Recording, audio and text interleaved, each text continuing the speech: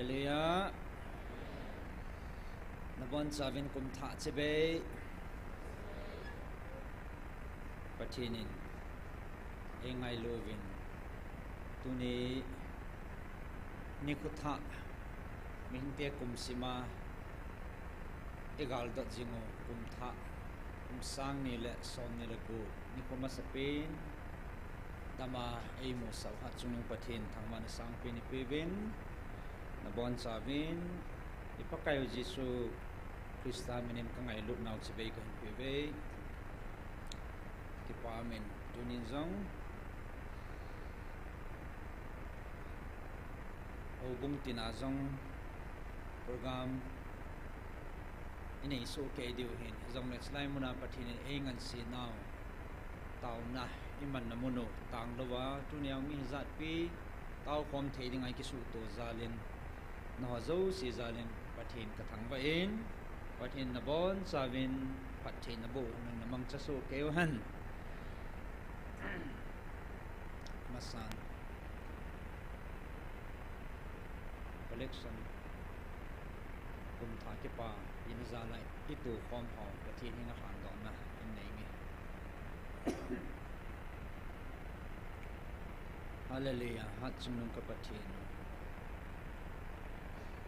leilawan asuma thilum zo si ma thnei chunung ka pathin ka ho ka pau jing di ta alum sit na zalin na sa te ho kum sang ni le som ni langa sungin kumbula pat nang mama pui na kachang idin chlai muna nangan sin kin te ho nisi in tang lovin hadai lovin khamna zat chun chun jang le nang ma tha na zalin tuni ne chan gein nei pui gal kai win tuni sang ni le som ni le gut gal kai the nei koi na sungwa ke pa thu lo pi ta sei zo lo na kom kan gut na he ale thu na ding ma ka nei ko ve pakai na phat na te ho nei pui dan te ho agilin athui na sangin mi tam pin mandan za chum chum mang zong le pakai na sa te ho slai muna nangan sinakin tong jing the kom te ho zong he lo pi ka sa na phat the na sim sen lo ho zalin tunin nei kham khamin hung khom na sa te hon sum na pai na phat the na te ho ka tu kham khamu kahin ki chai khom vin nang mana ka to na ma chal the na dinga pan kala khom naw ichim ki to ho zo sina ku thia kan han bin he na lengam ma chal na man sam the na ding in ku thing han bo sein ahin to ho zo siang phat the na bu ding in kan taw he to the lom jam na to the ding nang man phat the bu in pakai tu sun chom sa na thwa ki man sa na divazon khat chi in nei pi venang na so ha lo kai ma nei din pi ding in chang ho zo si pan pi ngai ki tu do ha na ko thinga in bo sen e ho in po Jesus Christ amen in kong ta he amen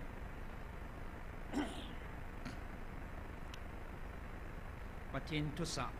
izui wa tu ni jong tau khom dinga kal sung e hevin tau na me mit lo na dinga phat ki bichin ta phat man tam ta ta nan la do wa chlai muna pathinin e thu sa ho su bulit na dinga pan hong lo he man tam mo mong e ti hi tu nya ka ga phon do hen tin man tam ka sai ka ki pa le zingen ta na me mit lo tu chani koi theu hi pathini ta san zalu le lungil ta amai tu dar zalu ti hong sin he in dunia he testimony say nom jong he in ahong hong nai lo ham ka he in ka vet vet no la tu chanen ake modo nai po in pathin phat no he mi hing kama sei zo lo sei jong le han ke sei zo lo ding he in zo lang ting le ahong thon kha jong le phat an ve tu naw he tin than om tan he in silonga ko na hong he win pihile tao khom na inei masang win pathin thua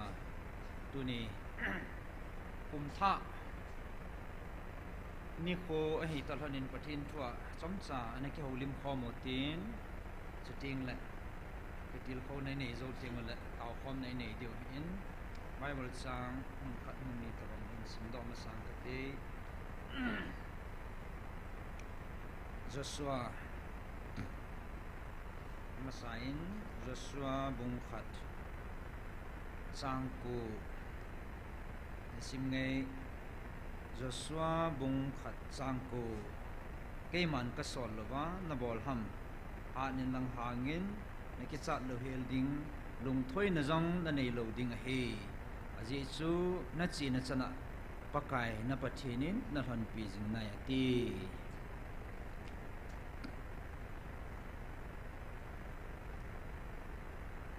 khanil simbenge Jacob James zamakitin Jacob bunga kasim nom na he asau timin he jong le a chom na ding in la do thong katin ka dei lai chang som la khat to som la thum he hin sim ging ka te Jacob bunga chang som la khat som la thum Bevin ding dat zinga thu lum ho khu e hon i ot chawe nang hon job tho hat thu chu na zawe chule pakai jin a chaina chan jong namuta ve pakai chu mi khutu le mi he pi dim se hi chang som da thumna sim jong nge nala uwa a tho ge ma umam ama chu tau han ki pa thano ma umam wa chaila sa han atu thingi sim do ho pathinin bon chawanin pathi bu pi vintin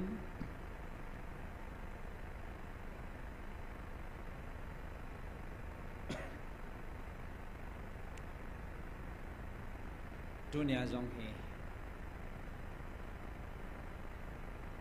kum tha ni ko ilimu talhana kum tha he ipiti panila tha deu ham ti hi athain ana ngai to tin tigot na tha neu hetin tu chunga he pathini nampiu angai lu dan he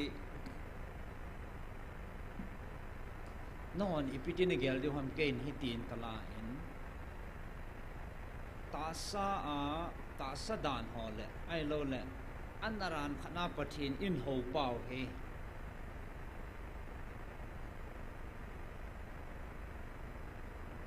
thagawa pathinin hi chi ihung su chim piu he kati aleluya hi chi ihung ta chim piu he ti hi imuchi ne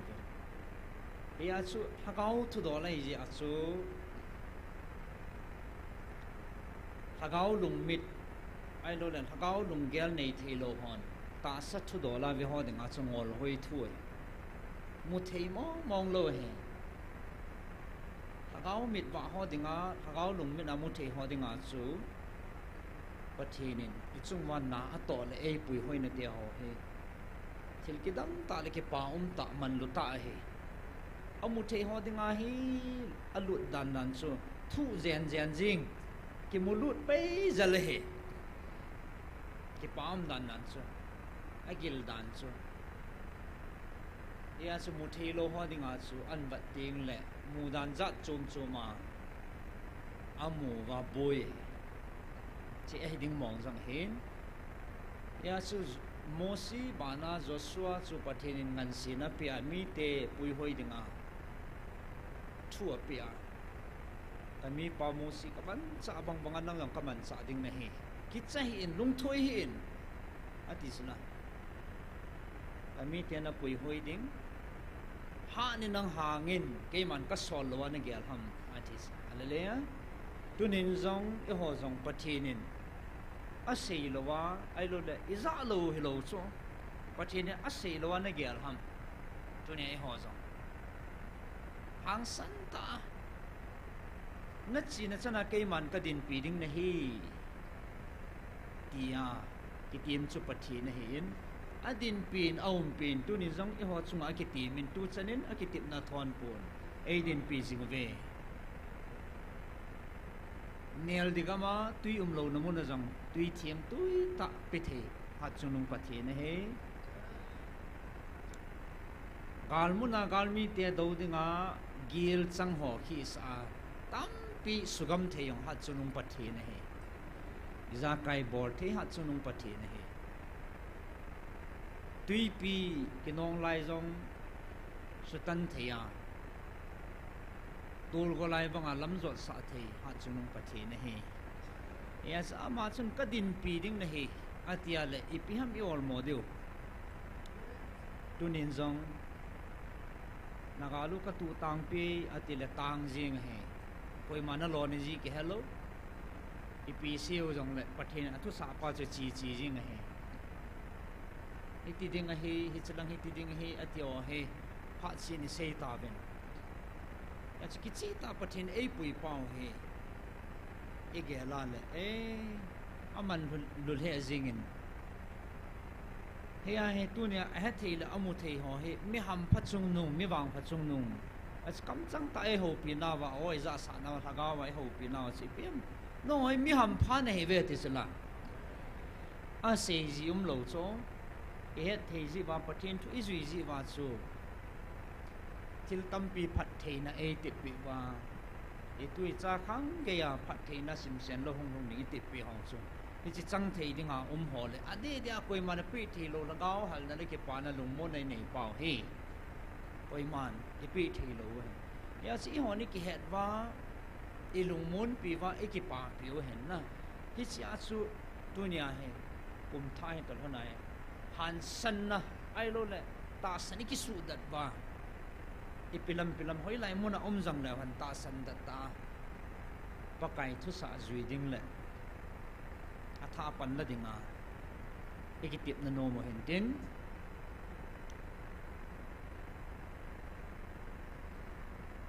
kuman hun pha le Christmas si manu kum tha he pha le ta se program me man wa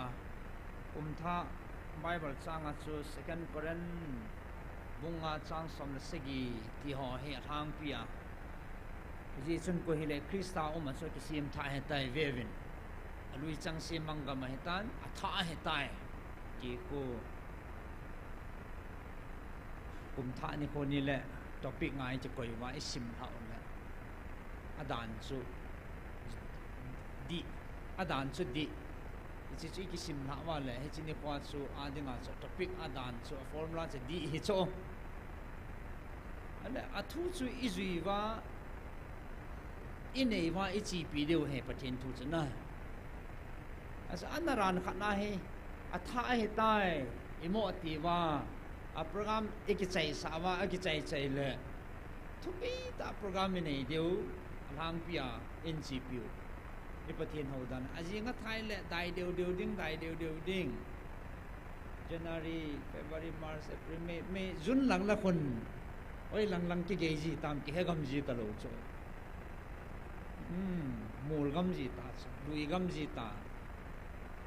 tha but ta lo ve vin tha ta Krista che ki sim tha hi ti le hoi lai mun hi jong le iti hi jong le tha ding wa jing ding ti ne he ai ho hen hi chi hi ipi ha adan khat ta banga ng pau ai lo le Christmas iman dan ho a sia ka ti poi hoi lai pona hoi lai ga ma jong le hoi lai city jong le ipina tong jong le Christmas a chu city hin ke la te ding thing lang lang pe he jong le khu wa chang ka chi te ding Christmas ga man ding num ta len form ho ne form ho a Christmas enjoy pa na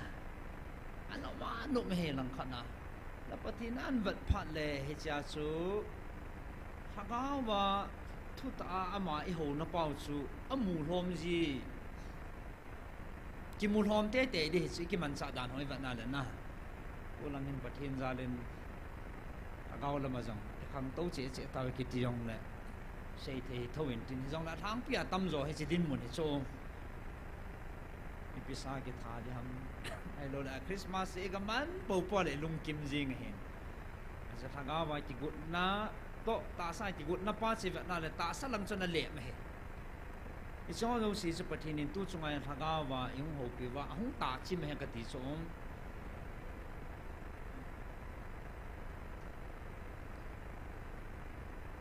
chỉ số cái hòn cái hết thầy vin cái một thầy vin này là cái bạo vin phát hiện thằng hòa vin này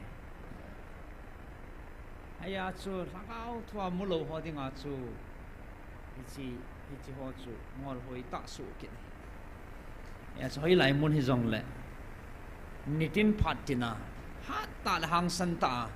bằng đất dính đinh thì chú phát hiện ra để idin nó phát hiện thúc bị cho hết Jacob lang à chú lung đi hạt đỉnh thu hạt đỉnh cái gì tàu dính đỉnh ấy abul lang apa nasi Việt Nam le lâu lâu mi sun gol hama sa anu kha jong anga dan athu ha ne ti so tu nia he ipiham imuchi tu chu e hon jong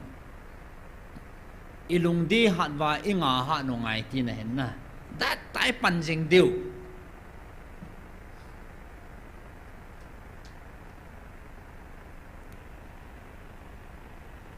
thu hạn họ thu hạn ta bằng họ cho con nung tiếng lệ ipia mu đi ham bắt hiện na quay hiện yêu họ rằng ít tiếp biểu hiện na ya cho thu hạn ta na bằng họ cho họ ipia tiêm đi lệ yêu cho gì về thì số job thu sim nhung chơi Việt Nam là thu họ chú thu sung à chú quay mà san hi chỉ thu đỉnh chơi ngấp sa lâu đỉnh hiện ai vang à bắt hiện anh ấy ra chỉ ta bằng thẹp này ta bằng nát này ta bằng hạ san na chung à chú vang mình hình thu đi ngã thu dâu hay lâu chú, à cho yêu thêm chắc hẳn, hui không kinh nó lại bồi lé, em mà bồi gì đàn, ý chung với cái khó đấy dâu lắm nè, à rằng là lăng khát à tu lăng vang hay ở rằng he, tuy pi cái nong, in mu nu hui pa hay hát mà riêng tận nè. cả là cái lông họ rằng ôi mò thế ta cuốn tu cả là phone hàng cái bọn họ gim này thế thôi hết cho mình có yếu thế hiện sự phát triển thu hát ta bản ninh thì sự thu bị nhiều hết na lùng đi hát đi ako tilo si ilo hin lo deu tin he so as tunia he longil tai gel de wa ka de so ikingai now le ai lo le Israel hi hat chunung pathi na hi ti hi geldo pat phanutin geldo zingutin ama chun tingam dat po te ya chu koi tabang alung hema alung ngaya au ma jong la ama chu taw hana ti chu I taw deu he ha taw deu he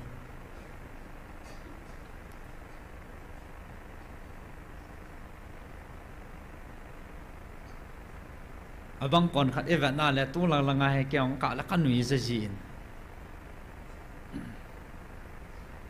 ahung ho hi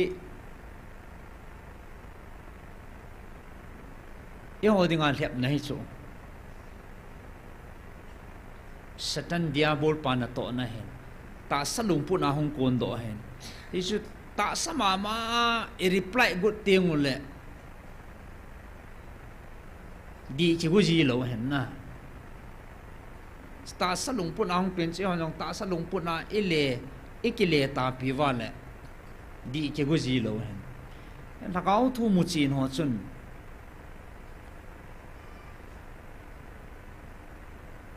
ipiti ki din te pi di hom ti tunin tao no pumin pathin dong tin I ho jong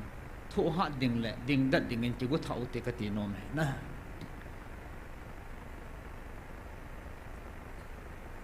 kamu chen cho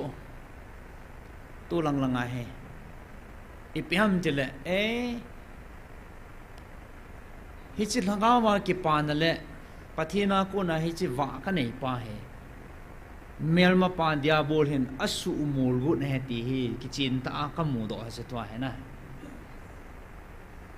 iki he no ngai he so pi te ho na ki pa na hal na pa lagawa na va na pa chu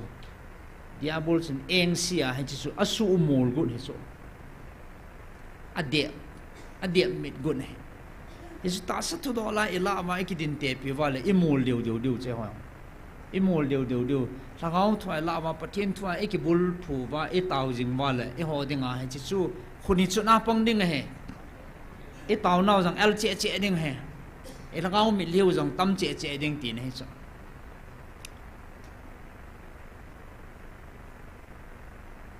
ta san cha te hin khu hi ti ding ai bo ve so pi te ho lung ngai na lung hem na ki ngai sit na ha sat na chom hin ei bob deu ichi su idin mun ho bo chom ichi biji nam te le e ming hi na pau hi pathinin e ho jang he ka le su chim nom ji hi so ku ti lo le ming hi chapo na le ki li sa na ki dim ding a he ya se lungai ta le hom bana ke hi o tia ki gel ne wa lungkim ta yu ya he cha chu pathin hung ki kum ji he tenen all more profiting ya chu tunia he ikidei sa pino che pi ham tele pathin cha hi na wa ai le pathin thu sa ai zui wa tang lo bai chan ge panila the bai taw the wa lagawa pathin i vil naw le ho pin te ho hi tunia i mu chin the wa le i ho chu ha thu ha ding he ve a choi lai mun he jong le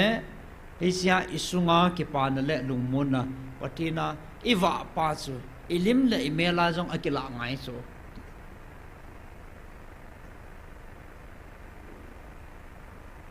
Matthew bunga chang som lo plan so na va u chu mi te anga kilang hana tisla na chon phat no na chon nyam no ho siting le mi hon na ho na pathin na pa pathin se mi hon awa chai deu he tis e chu i hwa kilang zo hinam tunin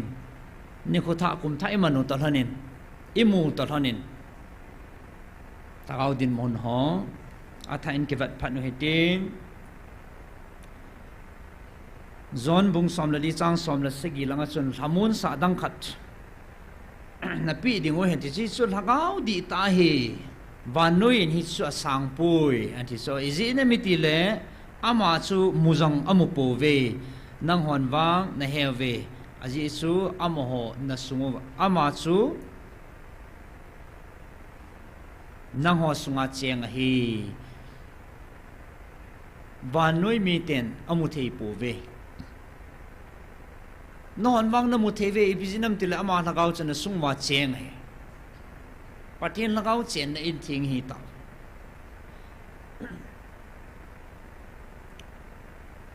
he achu koni pi seng le tunin o ka gel do tha khat chi pyam tele ming lunggela e gel ji ting le ipi ha thu ki sei la ki sa ho ai lo le hep na chum hung ho he ta sa thuai la ting le ki pulal ji tho chu hi chan ge din mun chen e thot no he ta ji chen i hon wang i mu chen win i pathi nu chu o alo pi da mi hing ta sa chi na khol do the hi lo dan thanga wa he khan ding do le hi dan pa a ki chi che chen zon bung khat chang khat na pa na chu isim su a le atila chu thu o me he thu chu pathin to o ma he chele thu chu pathin he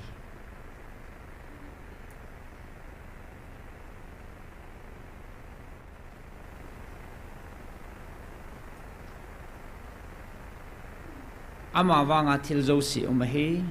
ama lawa khat sa poi ama chun hin na me chi hin na chu mi him wa he tisna tu ne hin naw he pathina hin pathin wa he su pite hi chi wa chu pathinin mi te ho anga kilang han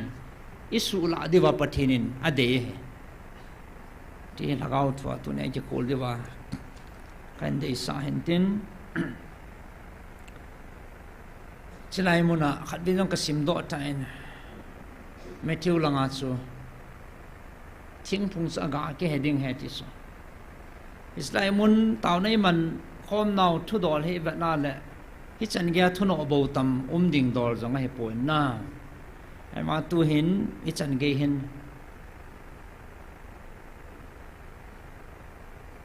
ata san lo ti hin ke ni ki sovin thu no bo tam le jingin chilaya he i ha lu na le thep na ai lo le ke pal na tam pi ding he masang ma thang ku lo me ya sa langa hin sei di zo siang hin ki sei chai tam ka ti le sei na lai vin sei ding he be lo in tin ya sa gom lam tai hon he de wa chu ha sei jong he sei thim langa he mi nga chu sei thim he thei sei thim he chi khat na hen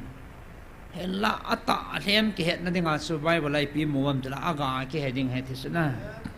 aga si vat me de hen aga chu veo te so pi te ho chlai mu na jong i pi ga ham ki mu thei sula ye theu chi ga ho chu veo he tin ata ham hem ham pho chi nu tin e pho chin sao hen na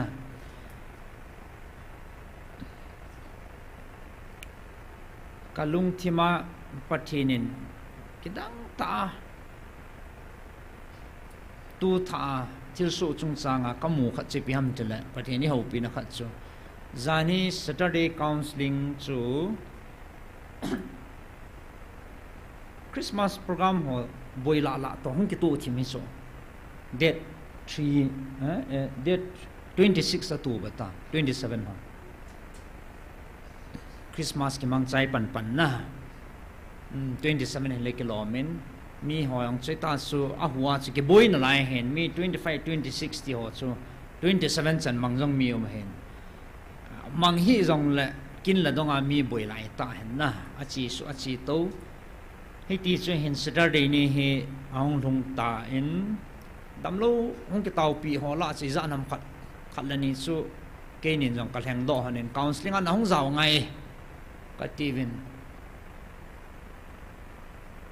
Saturday hong thun ni chun ka ki gelwa le evangelist no to tu Saturday wang he mi kai he ka tiu chung mi ponte ai chu boi lai ta hen Christmas hu ki bichin mi phat ki bichin lai ta he sun mi ong pontin yam tia mi som to hong kha le postpone bolo tin a kitinga abana hoding go mutin bolo te tia he koi ma het lo ke ni hen ki thu thu na khat ka sim hona ka nga hona ai a che ke yong he ki go be se lo wa he ka nom ta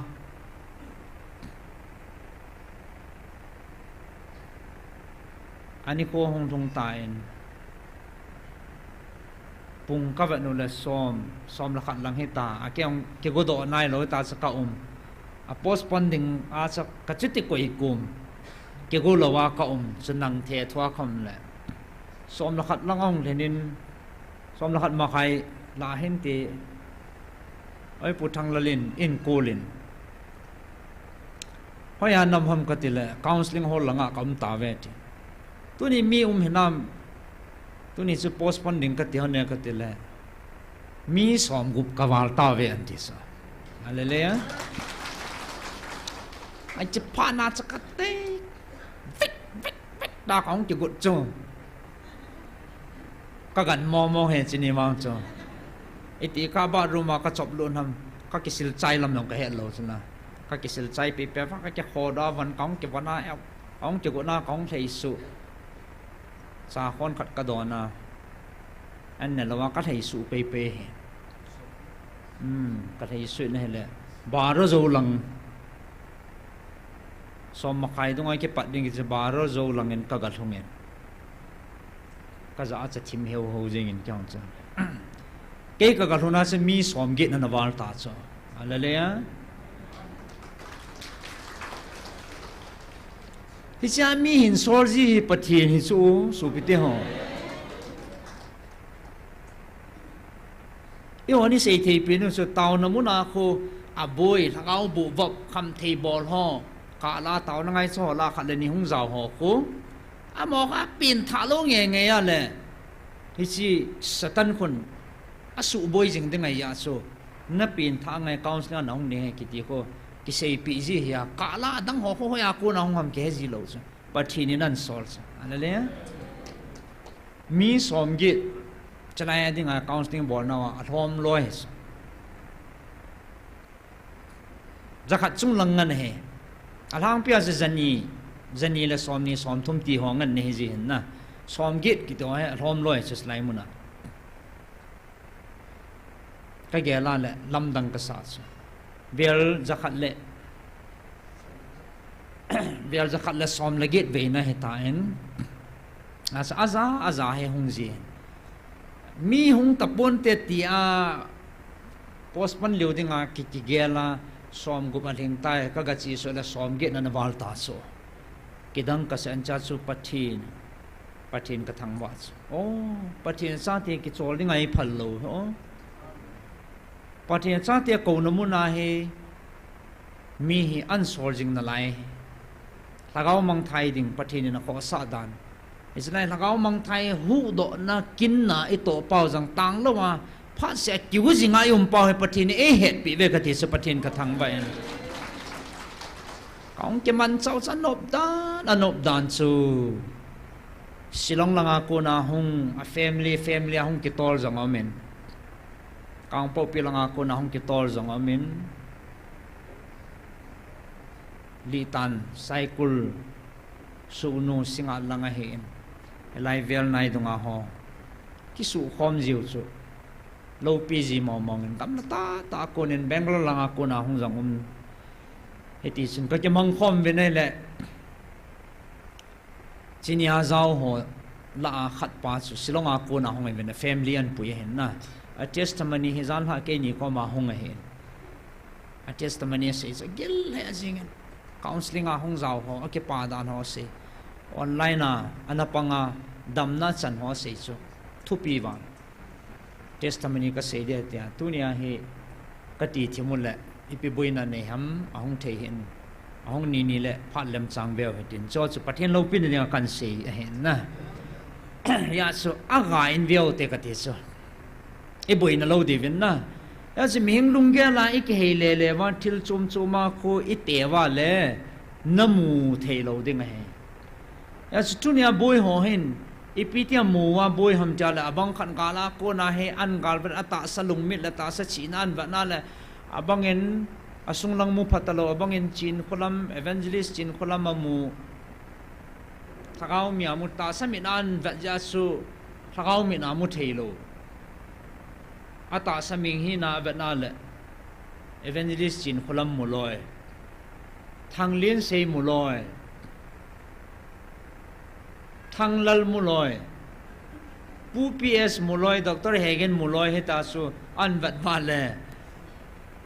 asung lang mu pe thelo ta so agaw mi na pathin na to na ho pathin su mu the ta lo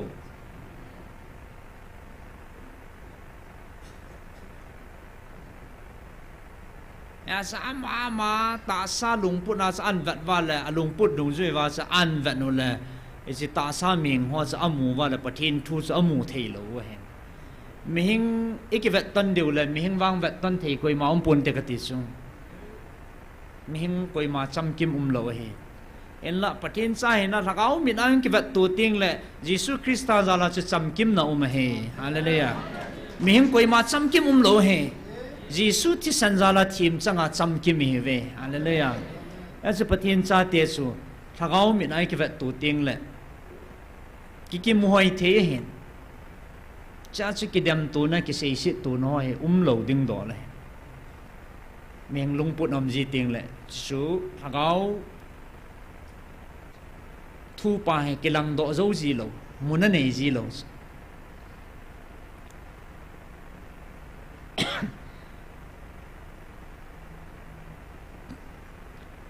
ye chun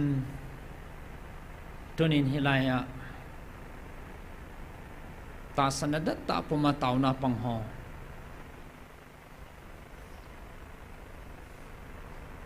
azu khat le ichi ta sa ming ho lung gel le ai lo ta sa lung put ya ikipalwa ilhun na ding ilhun kha lo deu he I ho ding a ham sit na ki cha num pen dei lo pe na he thu pon bung thum som la khat langa chu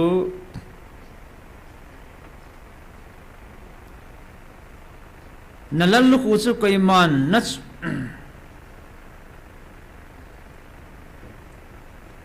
koi man nala pi lo na dingin adi so na nei sun chu tu dat jingin ipian tu ne inei sunu chu iki het deu chuna ichi inei sunu chu tu ne he itu dat no ngai he pathin cha te hon khuti lo le agelo pa til bol the na chu do pi a na su mang pi ding he hi chun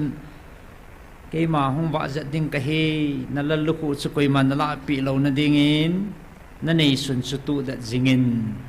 tunia pathin ko ma ipiham pathin hinga isan ding pa he iki het chin mai so tunia na nei chi piham dang na ki het chula iki het nu na lo hom na ki het so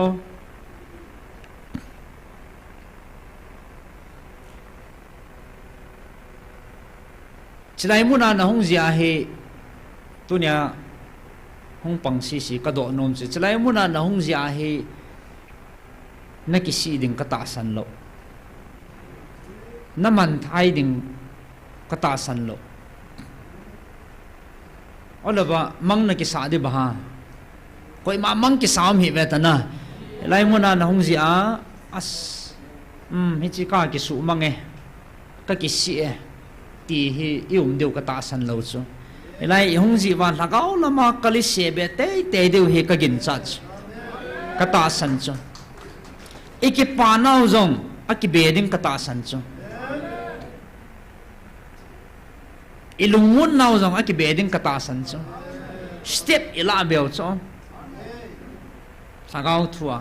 ta sa thua zong ki khel na lien tai neu chu het thea mu thea pathin ka thangwa he mi hi zat asang za ki su khom zia khaidin nam jong ki za ta lo pi he hallelujah chiang chi ki khel na khana he krista zala na pathin cha te hinding dol ta khan chu mu thea ki lang ma sapin ding pathin cha te chu ta sa thin na hin ko he ding he he chiang hi sei thei nam tan he le imachal naw kali se be naw khanen it's like ka nga pat kham na thei ka ngole ti hi tam pi ka za tan pathin ka thang ve khanu wa mang chu ki chibe man hon nam doctor hegin a hola ka chibe tin khai ni to be ko chung chang thuan sei na chu hi cha chu ka ngole he ti sa le le bala mang pat chum pi chu imu dano ke balo dan mingte he abang kanen chin kolam chi pitia muaman se la ngai ngam ngam hello ai bang abang kanan se kit le thu pi wal ako ma ga to na ngam no he kit lo akyang ko khau su dinga yong kilom hoi hi kit lo cho ki hi kit lo imu dano ke balo pa cha ka ti he se banga cho UPSN doctor hegin ho hen na chalai muna tha cha ho pastor thangneo ho evangelist thin ma ho jong he ming in ivat dan imu dan pa ho ke bang lo so ke yong chu ticket ma cha abang khan ko cha pa ta ya ho ka ta san lo he ticket thanglin se ji ko he ken ka ta san thei lo na a cha pa ho kai he lo dan da na hey ha mihing lung mi na mu cho pathin cha te lung put he talo na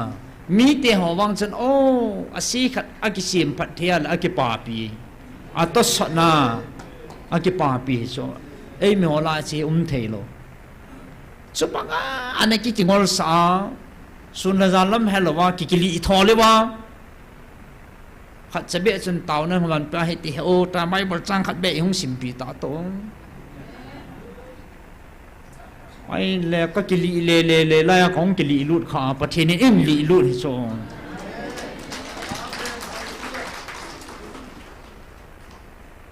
Krishna ki khel na ome ti chu ka chan he chu ka ki khel ta sna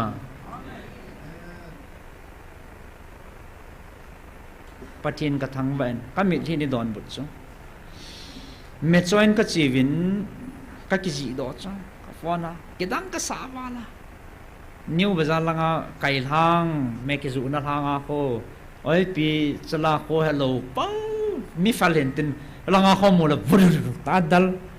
langa ko ko pi tha thim khana mo la vur ta dal le le jang anung nuwa cho kyon ka zui le le naw te jan ka to ka chi ichi ni hai ke dang ta chen ni la lang pung thum pung li ve la hen ka phone chu khip man ta lo chu ti gin gin ji ang zo si jan tau nan thum mi na dim jing lam pila dunga chu ai wanga all le kalungge la sa all le bazala ka omin all le in ka thon phana tau te ti hi ka ki gut na he cho ka gela le sil khat kan gel do cho so pita masangai evangelist no bazala dong po ai min an phona la hoi lai mu hang tau de du ta ve to as mi la la ka za cha ji chiong bang ka ti cho za cha na me ti na na ai wanga pathin za cha pi lo hang san ta adin pa cha pathin hoi lai mun la za hai cho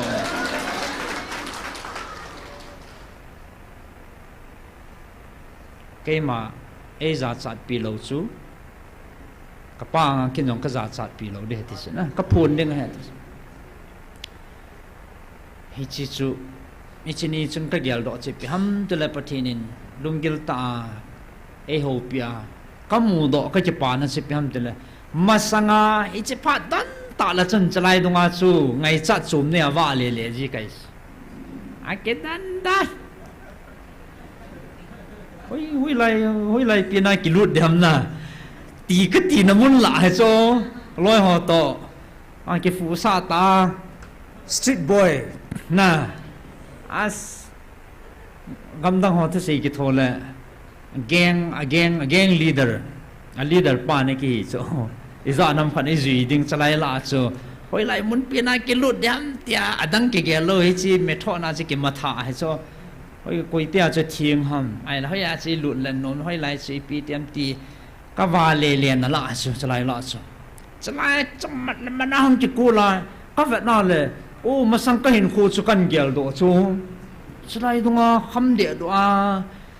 lấy sự ta san nộp san nên họ là lại đúng các vài liền nằm muốn à hay bắt thiên tu nhà hay à thật chân là ấy tổ sai cái gì sao bắt thiên cái thằng bao chú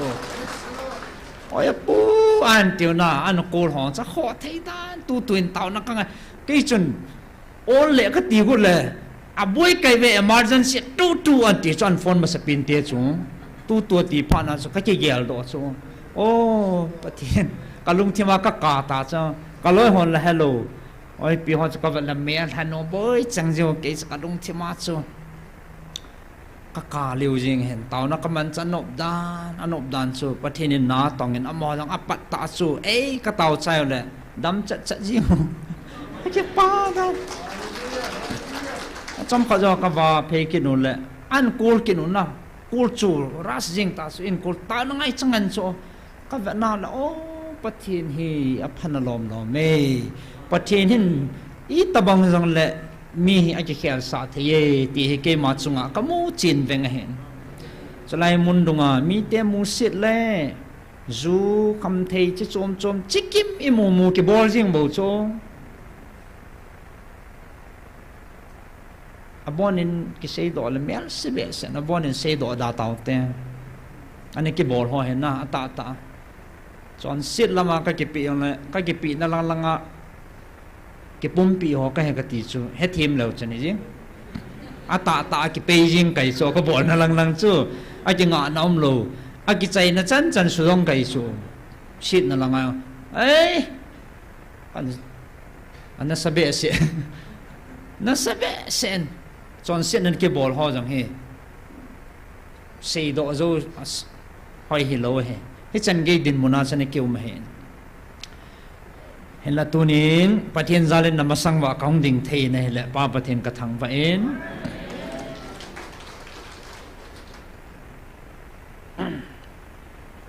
hea situnia hi ithu han wa idin dat de pathin e de sau hen kumbula atha iza kai plan tha nei ding heaven ta salam hele thagau lam hele tha tha kyang puma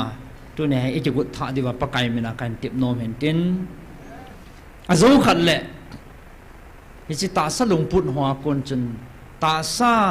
kama ta sa lung gela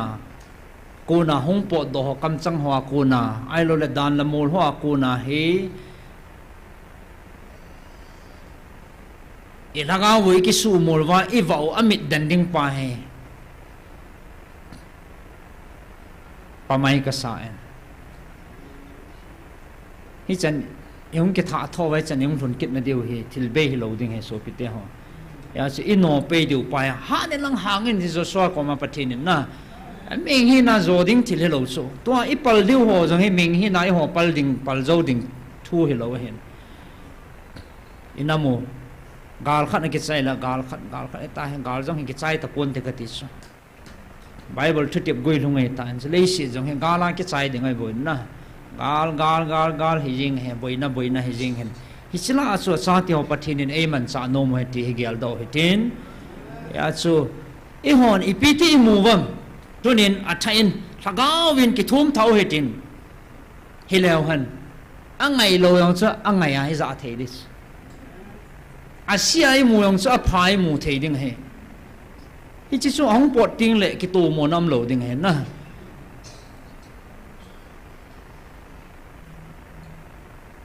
a thang len se hi na hin mo chin i pi ti ba ta san thei ding in he so de di chun ai wanga pathina ki khel na omen ain kho ki khel tan aping tha ta en masanga chon si so awa le pa masanga kham thei bola wa le pa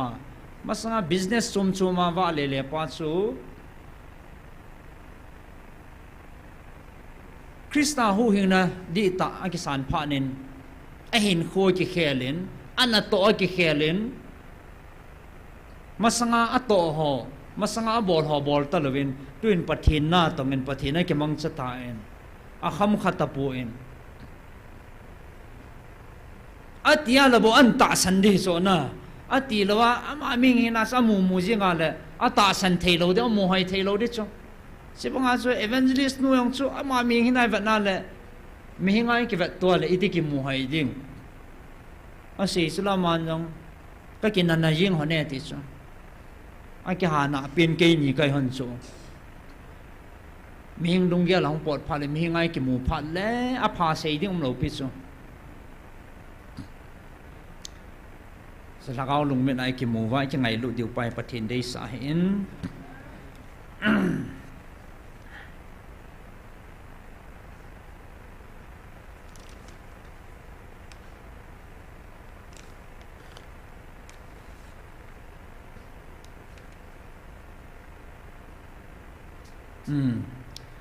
trên tin hệ nghe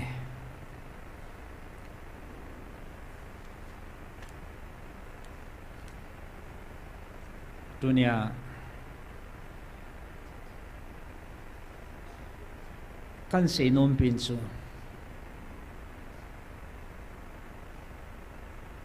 ta san cha te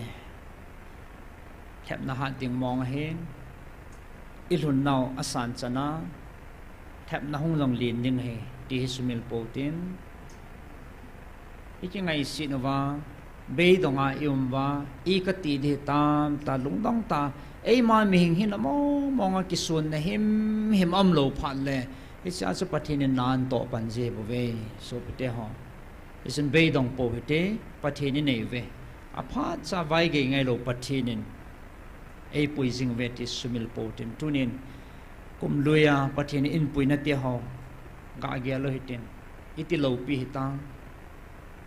kum long ke za ni za pi na to dang thil chom I bol ho chu chumin koi ta diutin chlai muna pathin thu sa dung zuya tawin ta sa jong thaka wa jong kathan ka cha te ne hevin ta sa gal jong na nei ve thagau gal jong na nei vin hi chi chu chlai muna na taw naw he na tong hat pi ne he ita sanu chula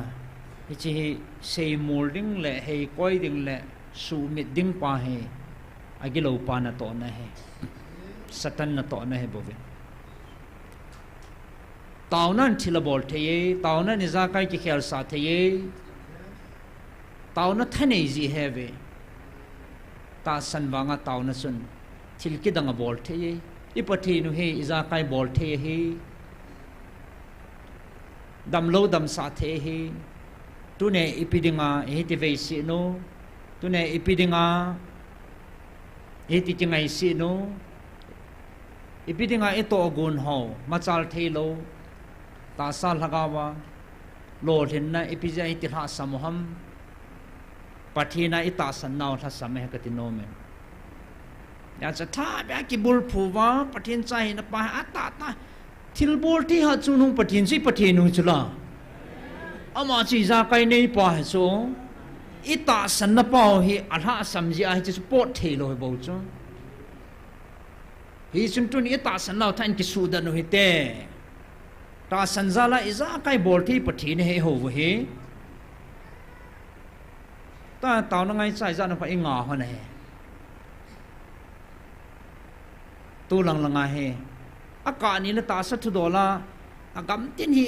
ingai tua agam tin hi ong pha len ilal na jong ki be so ki to sot na sa nga he na ai ba ka ki pa na si pi ham ti le no zo si hi za tao khom pi thei pathin e pi no zal pathin ka thang ba en ei to sot ding le ei tao pi thei mi tam pi au me ti ka he en ke nyong ka lungo mong ji de din gam chuma ko nin jong pil kho na na sa ta message so ha ade din tunin new year hi to vis hai ta hin bola in tau pi ho zo si chuma pa kai minin ki pa thu kan sem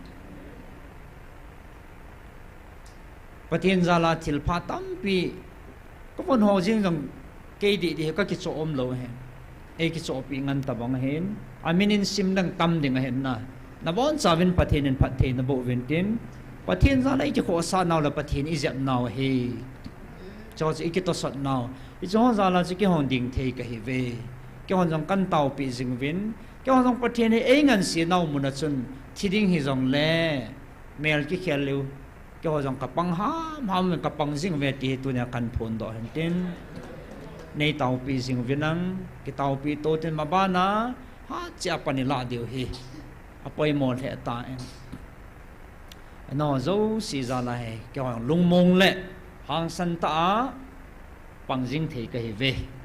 cái xếp dinh thế cái về thì giống căn phun đó nó hiện tin su even na lệ tôi là đầm lâu hùng hòa giống hi cái khăn thế ta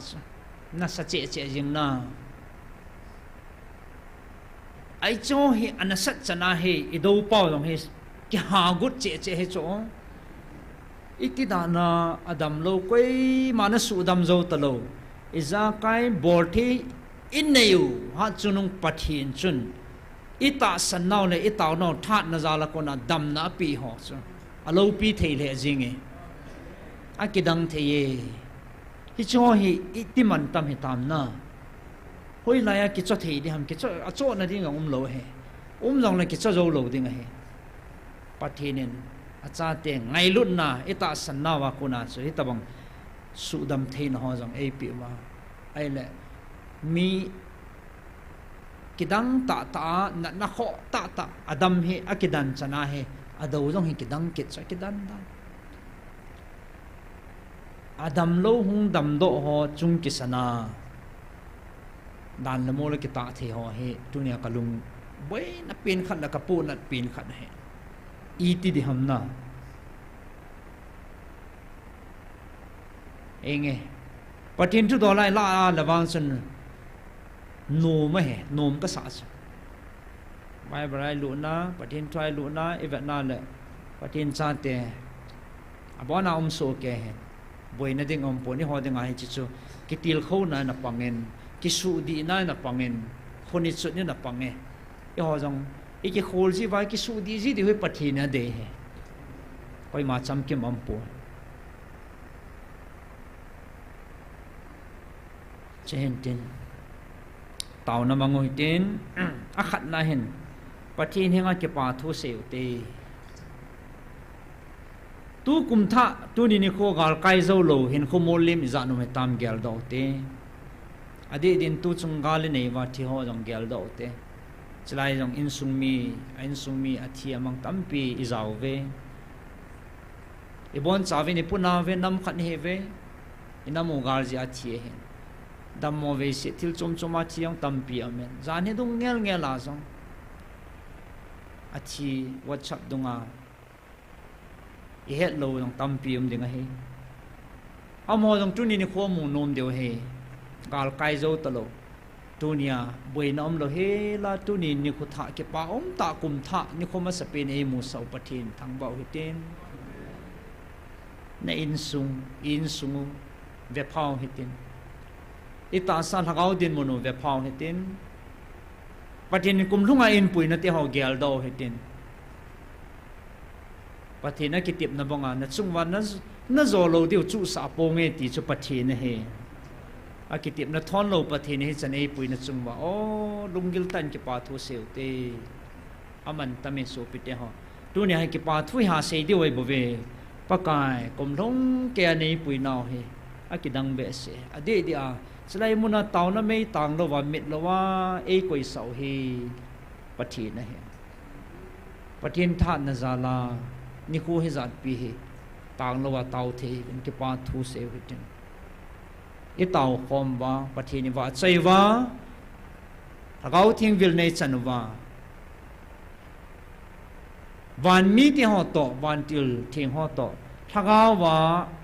ki mang khom the le thagau wa pathin ni wa chei khom the ho iti man tam he ta iti dana he bangalin kine lungmong ta tu ni khu chan ge a he ki cha na be he la pathin ei koi wa lung mong ta ki pa ta lung na chim se na amai ba chai thiu ham amani pi zi o he ka ko na hi ti phot chit na he gal ta he la lai lung mong na to lo ding he pathin ko na he pathin ko na za pan la ho zo si tu ne tha ben pathin phat the na bo ti pa thu gil tan seo ti so pite ho sa le thu han na ke thu mo tin ani na hen pakai khep na hung ho lam chom choma mengi win i tu diu he adi ma do am he le si na he na i cho zo si pal gal kai the ni divin thu han na ke thu mo tin khala khat ke tau pi to hi tin chubana to ai boi naw he pathin na to thil ke dang bol ho jong i mu thei ta po win na ki tong ho cheng si be hen het thim vinati so a het thim lo ti na so thil so ki dang ho yon imit ta vini movin pathina kun heti pochin thevin ya chu thil so ho pathin nai to pathin ingai lu na te ho he i het thim so ke na divin tunin pathin hema tau te meng lung thim ki khel sa the pathin bo he so banga ta su chim the pathin he pathin na hen tong han nang ya in het thim te mu le he si boi no he mei banga ke ho mang ding he hung thung ding he so pite ho pathin na an to ding he chi chu he chang thum point hen tau na neu he tin hiểu te ti cha chai na tau na point na kan se hen tin kum tha he to thanin pathin he ke han thing na neu he tin na kom luya a chi mang bangin i pu na na ho i lungim na ho le i bol khi lo pathin he ke han thing he tin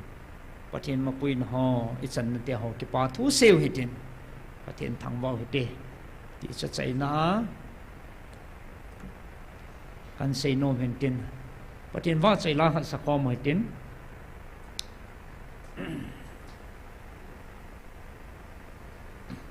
la khong bol hon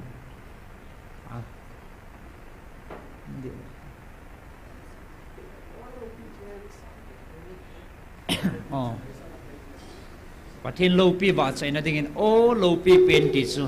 e bon chan ding khom tin pathin wa chai na en